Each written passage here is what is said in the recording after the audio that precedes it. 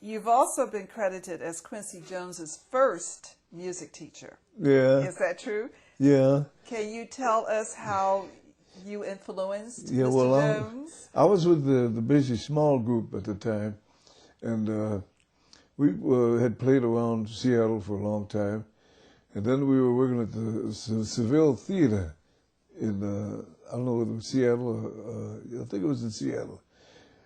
And at night, this little kid, just before the show, this little kid would come by. I'd seen him a few days, and finally one day I guess he had enough nerve to ask me what he wanted to ask me. So he come up and he said, "Mr. Terry, I'm a young student. My name is Quincy Jones." And he said, "I sure would like to take some lessons with you."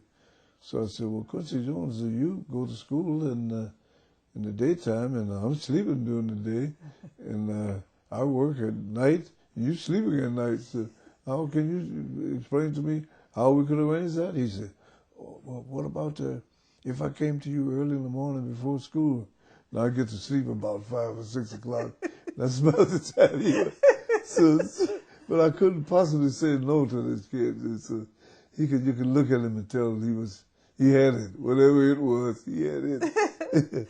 So I said, "Okay, let's about 6 or 6:30 every morning come by and we'll take some lessons." So he said, "Oh, gee, that's great." So he started, and we were there in this theater for a couple of months or more, you know. Really? Yeah.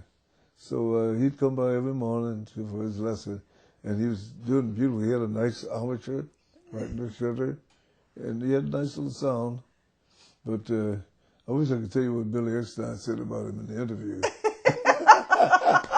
Oh, I can imagine. Yeah, that's what it was. Yeah.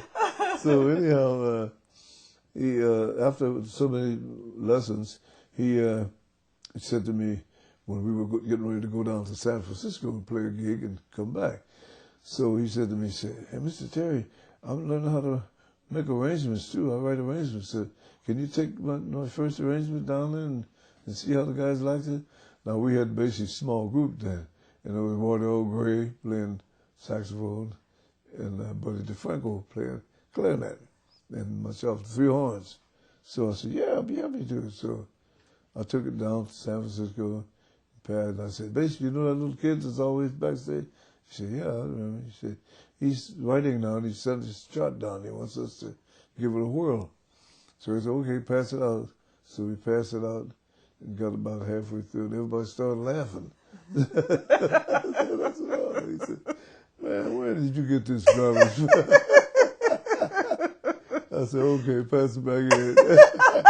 So we passed it back in. We got back off the gig from San Francisco, back to Seattle, and his first lesson, he comes and he said, "Hey, Mr. Terry, how did my chart do?"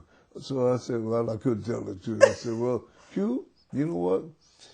You really are on the right track, man. You got some very, very beautiful things, some swinging things, but there's a couple of little spots you got to check out your voicing, and I think you're gonna do a little better than that. But man, you're really on the right track. I have no doubt that you're gonna be one of the great arrangers of the day." And sure enough, he is. So I feel I hate to think about what might have happened had I told him the truth. That's right. You saved him. Yeah.